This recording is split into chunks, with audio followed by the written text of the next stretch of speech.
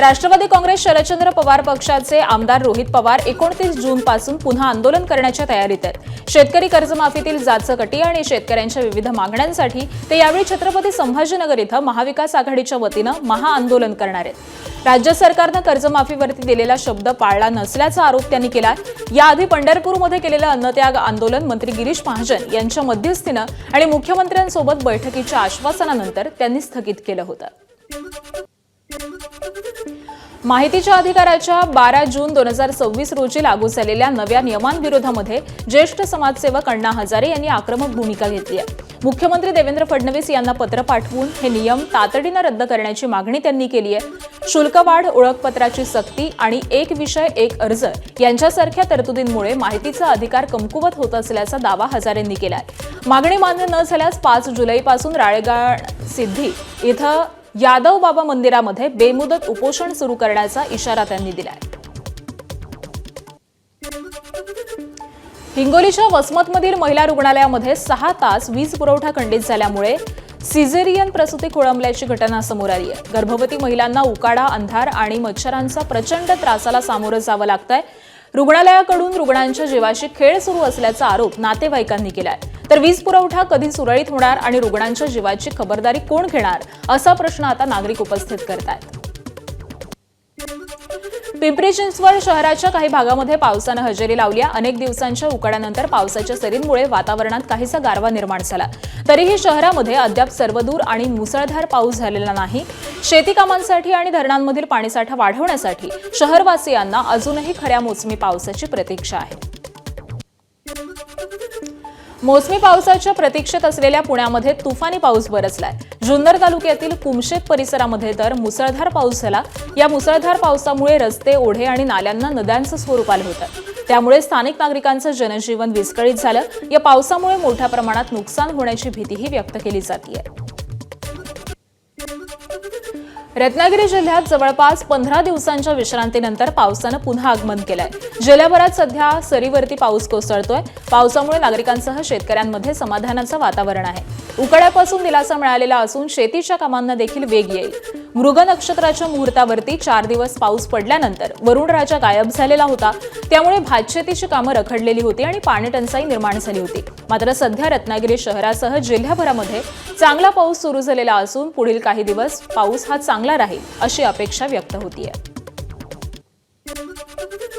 रत्नागिरीच्या लांजा तालुक्यामध्ये पावसानं जोरदार हजेरी लावली। तालुक्यातील काही भागामध्ये हलक्या ते मध्यम स्वरूपाच्या सरी कोसळल्यात। साधारण 15 दिवसांच्या विश्रांतीनंतर पावसाचं पुन्हा आगमन झालं।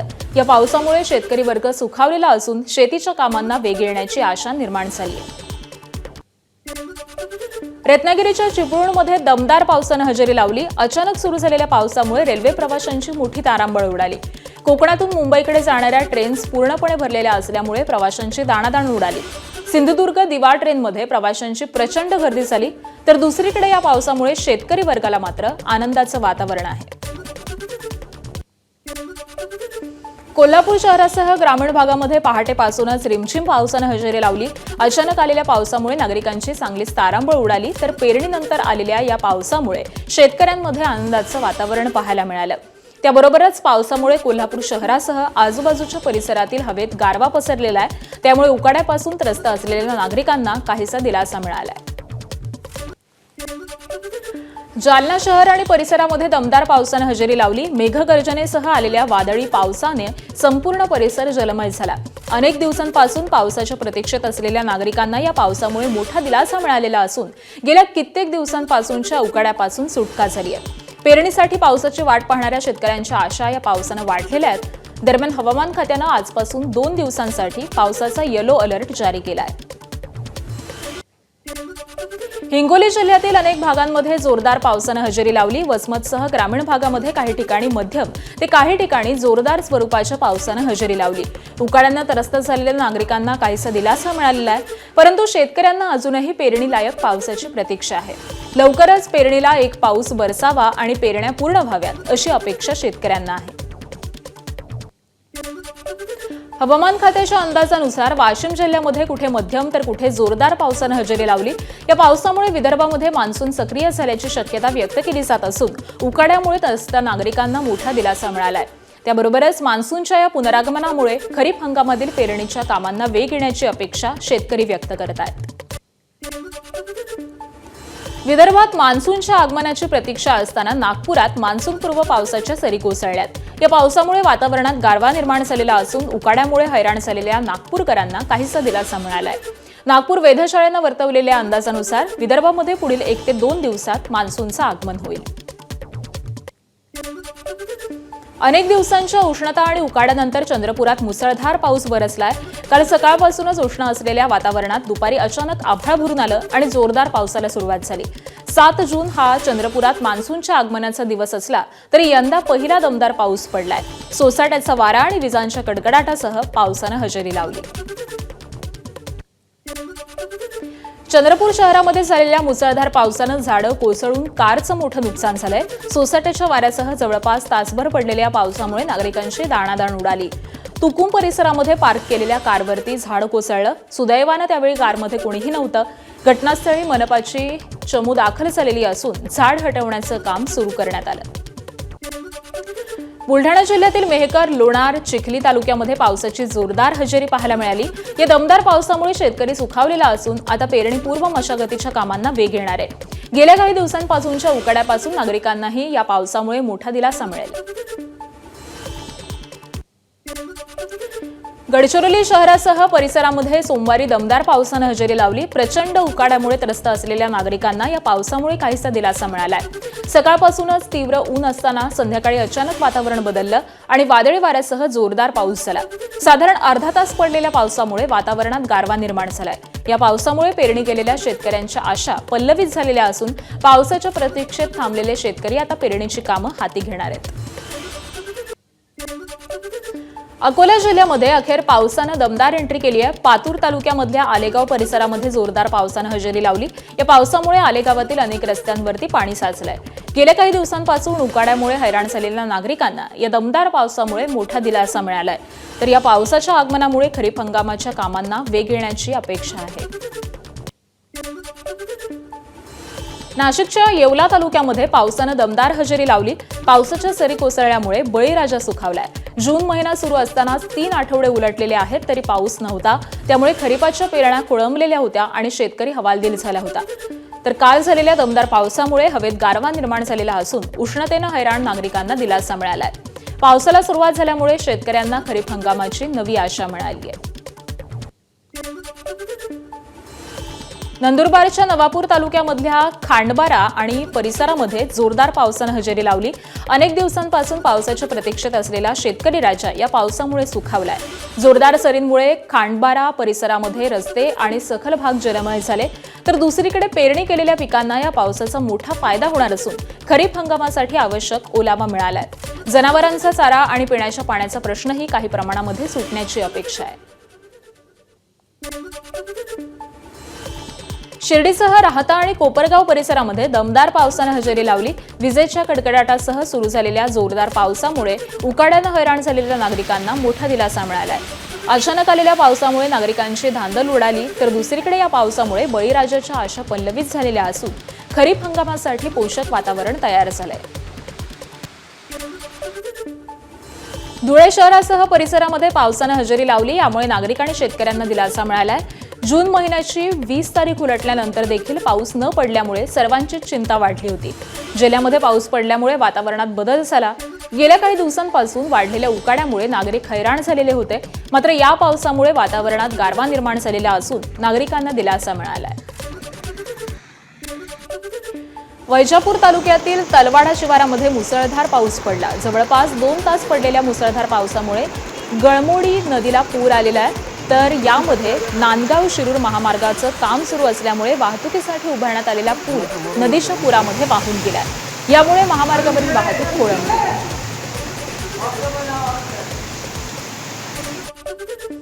मुंबई आणि आसपासच्या उपनगरांमध्ये काही दिवसांपासून पावसानं दमदार हजेरी लागलेली असून आज शहरामध्ये ढगाळ वातावरणासह हलक्या ते मध्यम स्वरूपाच्या सरी कोसळण्याची शक्यता आहे. काही भागामध्ये मुसळधार पाऊस देखील पडू शकतो असा अंदाज हवामान विभागानं वर्तवलाय. पुढील 24 ते 48 तासांसाठी मुंबईत हवामान विभागानं येलो अलर्ट जारी केलाय. एल निनोच्या प्रभावामुळे वाढलेलं तापमान आणि उष्णतेचा धोका लक्षात घेता बीड जिल्ह्यामधील शाळा सकाळच्या सत्रात भरवण्यासंदर्भाचा निर्णय जिल्हा परिषदेने घेतलाय। याबाबतचे पत्र आज काढण्यात आलेले असून पुढील आदेश येईपर्यंत या शाळा सकाळी 8 ते दुपारी 12:30 या वेळेमध्ये भरवण्यात येणार आहेत। बीड जिल्ह्यामध्ये दरवर्षी कमी पाऊस होतो। लांबलेल्या पावसामुळे वातावरणातील बदल अधिक तीव्र झाल्यामुळे जिल्ह्यातील तापमानामध्ये वाढ झाली आहे आणि याचा विद्यार्थ्यांना उष्णतेच्या संदर्भातील समस्या निर्माण होऊ शकतात, त्यामुळे हा निर्णय घेण्यात आला आहे। भिवंडी शहरात पावसाच्या तोंडावरती अनेक विकास कामं अर्धवट असल्याचं समोर आलंय। अर्धवट कामाचा फटका एका महिलेला बसलाय। अर्धवट काम केल्यामुळे उघड्या गटारात महिलेचा पाय अडकल्याची घटना घडली आहे।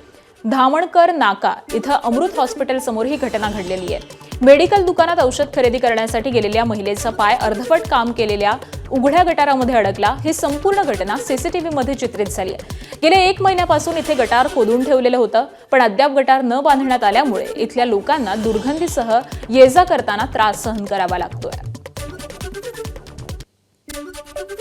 चंद्रपुरातील मूल तालुक्यामध्ये उमा नदीवरती अवैध रेती उत्खनन करणाऱ्यांवरती महसूल प्रशासनानं कारवाई केली आहे। यामध्ये 3 हायवा आणि 1 पोकलेन अशा 2 कोटींचा मुद्देमाल जप्त केलाय। जप्त करण्यात आलेल्या हायवा काँग्रेसचे माजी चंद्रपूर तालुकाध्यक्ष श्यामकांत थेरे यांच्या मालकीची असल्याची महसूल विभागाची माहिती आहे। कारवाईनंतर सर्व वाहनं तहसील कार्यालयामध्ये जमा करण्यात आलेली असून त्यांच्यावरती महसूल नियमांनुसार पुढील कारवाईची प्रक्रिया सुरू आहे।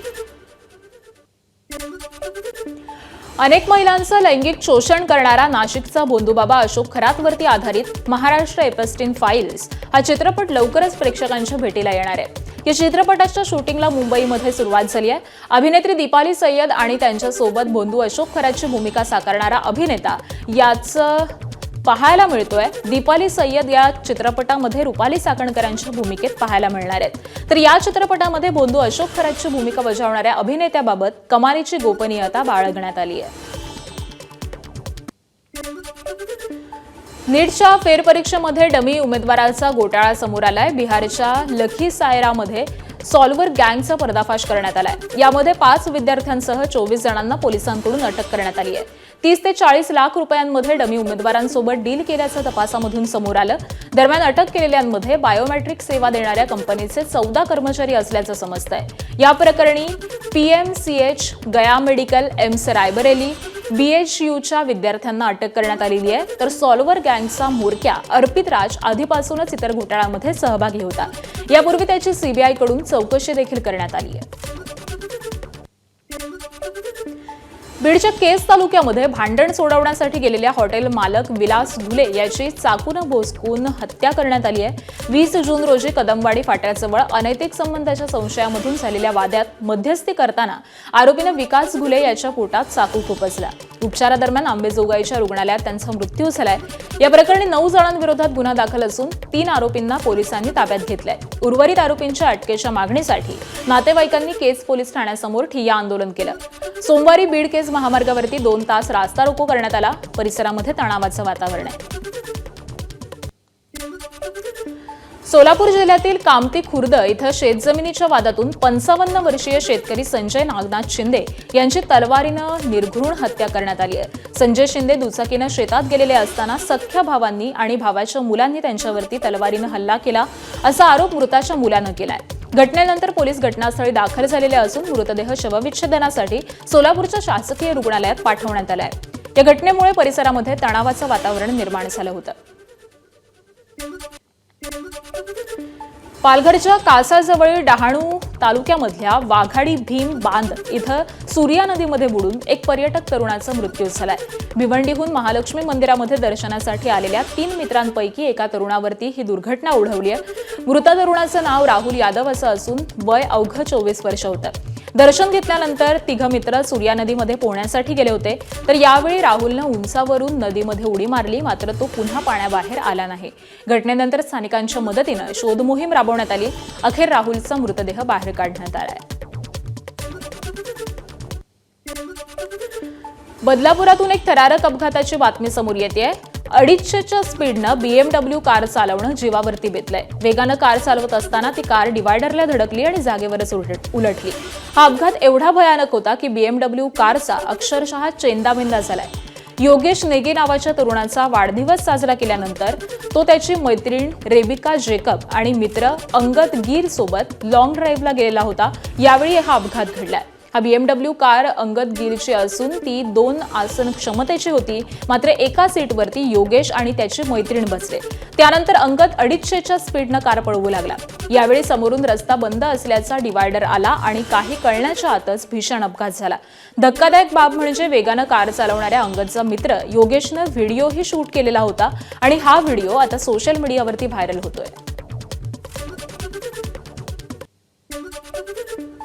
एकूण 3 प्रवासी असल्याचं निष्पन्न होत आहे। जागीच त्यातल्या दोघांचा मृत्यू झालेला आहे आणि यात गाडी मालक जो आहे त्याचं नाव अंगद गिल असे आहे आणि त्याचा मित्र आणि मैत्रीण असं त्या गाडीमध्ये बसले होते।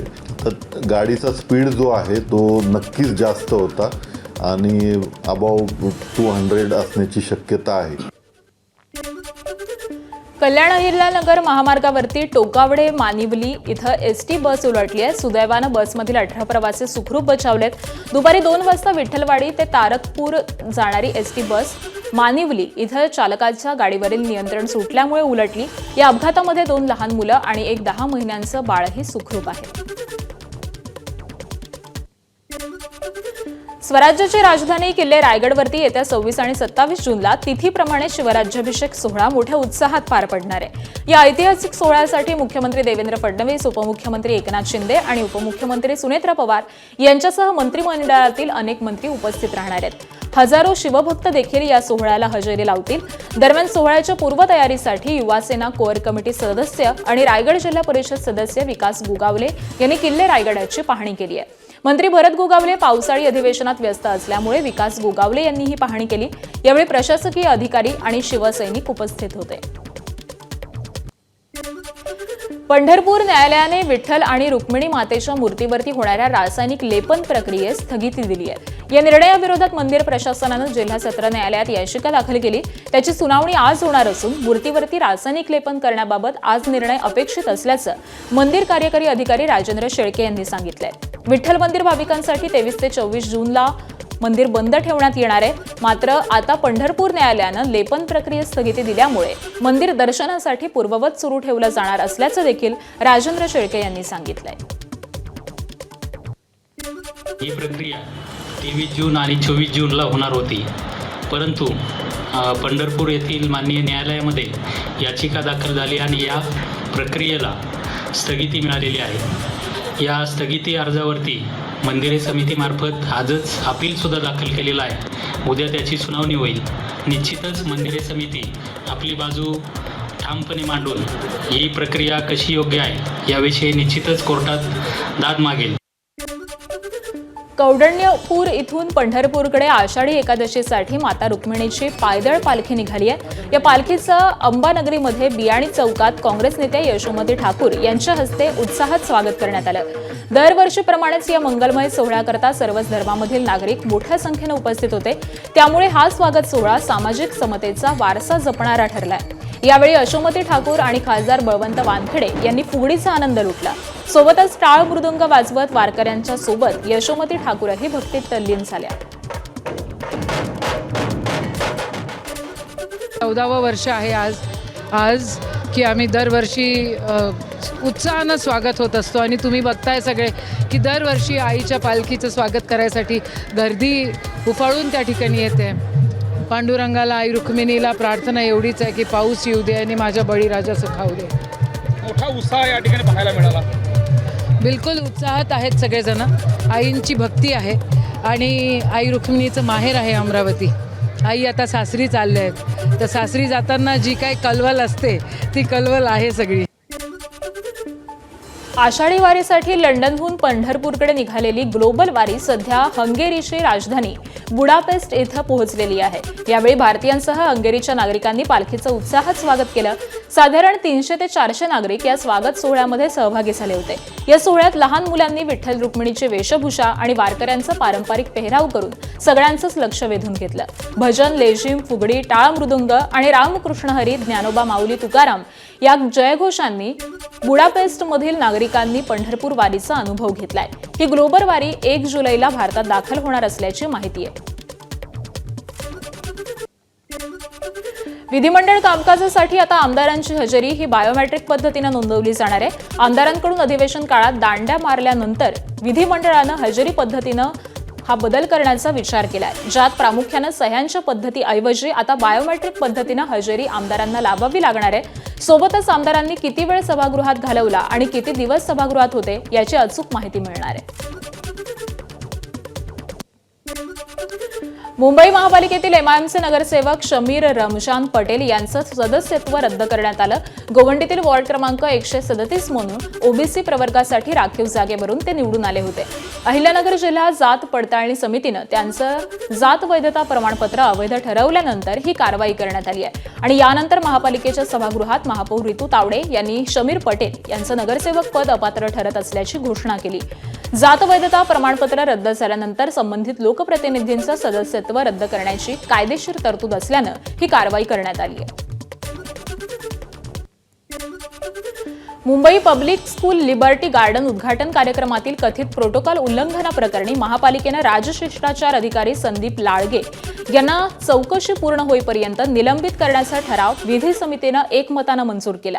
विधी समितीच्या बैठकीत नगरसेवक तेजिंदर सिंग तिवाना यांनी स्थानिक लोकप्रतिनिधीचा अवमान, उद्घाटनाच्या कोनशिलेवरून नाव वगळणं आणि प्रोटोकॉल उल्लंघनाचा मुद्दा उपस्थित केला.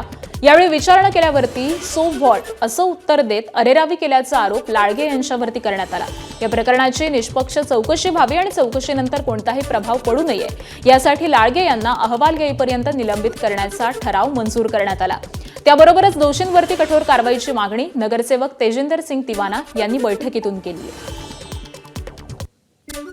लोकप्रतिनिधीचा अपमान म्हणजे जनतेने दिलेल्या जनादेशाचा अपमान आहे. राजशिष्टाचार अधिकाऱ्यांनी सर्वप्रथम मूलभूत शिष्टाचार शिकण्याची गरज आहे. अधिकारी हे लोकप्रतिनिधीचा सन्मान करण्यासाठी असतात, त्यांना कमी लेखण्यासाठी नाही. सो व्हॉट अशी अरेरावीची भाषा प्रशासनाला शोभणारी नाही. आम्ही कोणत्याही व्यक्तीविरोधात नाही, मात्र लोकशाही मूल्ये, प्रोटोकॉल आणि प्रशासनाने निष्पक्षता अबाधित राहावी यासाठी निष्पक्ष चौकशी करून दोषींवर कठोर कारवाई झालीच पाहिजे. नवी मुंबईतील तरघर, खारकोपर आणि बामण डोंगरी ही 3 रेल्वे स्थानकं आज सिडकोकडून मध्य रेल्वे प्रशासनाकडे हस्तांतरित करण्यात आली आहेत. या स्थानकांची उभारणी सिडकोनं केलेली होती. स्थानकांचं हस्तांतरण रखडल्यामुळे देखभाल आणि दुरुस्तीच्या कामांवरती परिणाम होत होता. सिडको आणि रेल्वे प्रशासनातील समन्वयाच्या अभावाचा फटका प्रवाशांना बसत होता. अनेक वर्षांपासून प्रलंबित हा प्रश्न खासदार नरेश म्हस्के यांच्या पाठपुराव्यानंतर मार्गी लागला. येत्या काही महिन्यात उर्वरित स्थानकांचं देखील हस्तांतरण होणार आहे आणि त्यानंतर नवी मुंबईतील रेल्वे स्थानकं मध्य रेल्वे प्रशासनाच्या अखत्यारीत येणार आहेत. तारघर, खारकोपर आणि बामणडोंगरी ही 3 स्टेशन आज सिडकोकडून रेल्वेकडे हँडओव्हर होत आहेत. त्याचं ॲग्रीमेंट या ठिकाणी झालेलं आहे. रेल्वेचे अधिकारी आलेले आहेत, सिडकोचे अधिकारी आलेले आहेत आणि उर्वरित 6 महिन्यांमध्ये पुढील स्टेशनसुद्धा जी काय आहेत ती सुद्धा रेल्वेच्या ताब्यात जाणार आहेत, जेणेकरून रेल्वे ज्या पद्धतीने अत्याधुनिक आता होते आणि रेल्वे त्या स्टेशन्सवर काम करू शकेल, नागरिकांना चांगल्या सुविधा देऊ शकेल. हा ऐतिहासिक निर्णय आज झालेला आहे. एबीपी माझा, उघडा डोळे बघा नीट.